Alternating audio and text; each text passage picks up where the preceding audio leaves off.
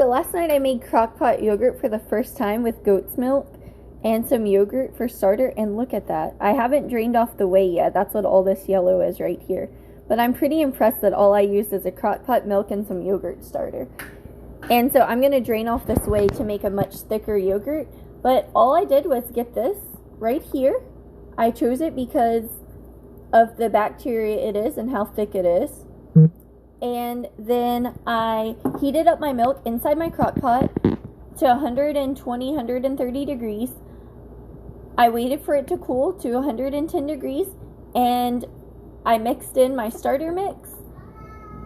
And then I incubated it on warm all night, and then a few hours before I went ahead and just turned it off and let it set, and it held about 100-degree temperature for the remainder of the night, and this is what we came up with. Okay, so now I'm going to pour all the way off of the yogurt. And I'm just going to do that by pouring it out into this bowl.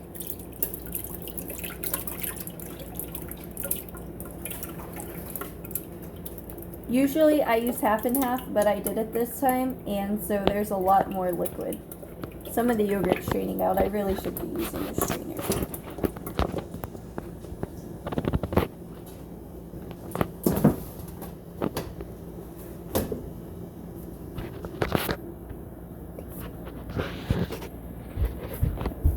So this is all the whey from the yogurt. There's still a little bit more whey in there, but that's liquidy. You can use this for smoothies, bread, anything that you would use whey protein for.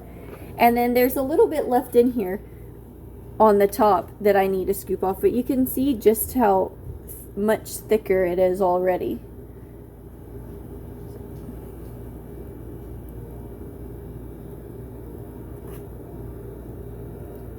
I'm really impressed with this yogurt.